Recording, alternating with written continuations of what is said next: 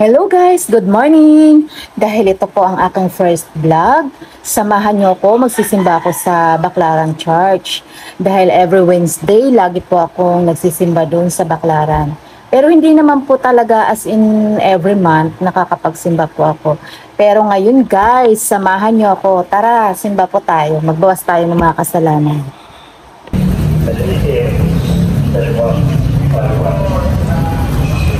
Nandito tayo sa Baclaran Church. Overnight, he was healing the sick people who were coming to him. But the gospel tells us that at daybreak, he leaves the house seeking.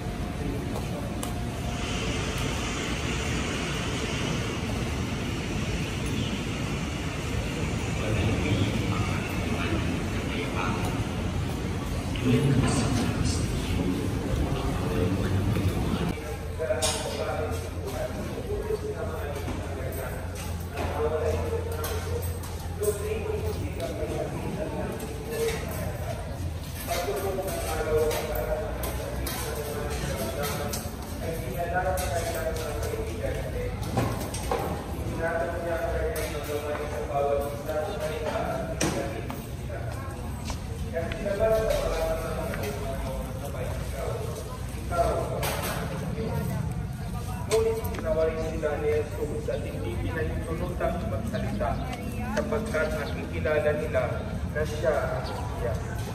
Nang magbumaga na umalis sa Jesus at nagpunta sa isang lugar na buo, hinanap siya ng mga tao at nang matagpuan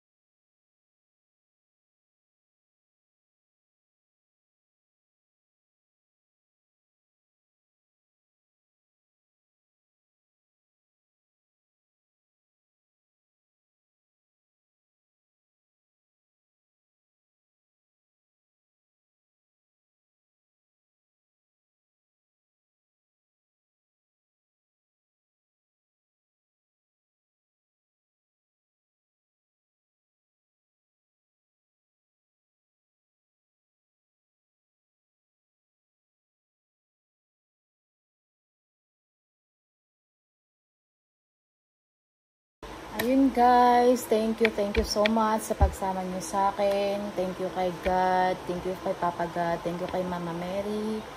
Nakapagsimba po ako ngayon kahit kailangan talaga lagi nating uunahin si Papa God sa lahat ng gagawin natin. Dapat lagi nating priority.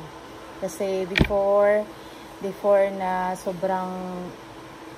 sobrang stress ko, sobrang dami ng problema ko, wala talaga akong ibang pinagkakatiwalaan kundi ang taas. Kaya kahit sa ano pa man bagay, kahit gaano man natin kabisi, dapat lagi natin binibigyan ng time yung Panginoon. Kasi lahat ng bagay, lahat ng mga nangyayari sa buhay natin, hindi yan mangyayari kung hindi dahil sa binibigay niya sa ating lakas, sa pag-iingat sa atin sa araw-araw. Kaya guys, lagi nating tandaan sa kahit anumang marating natin sa buhay, lagi nating tatandaan ang Panginoon ay laging nandyan para sa atin.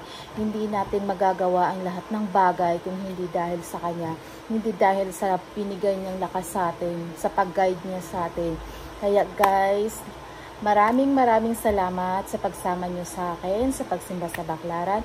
Maraming salamat. Kung nagustuhan niyo po ang aking video, please share, like, comment, and subscribe. Thank you. God bless everyone. Bye.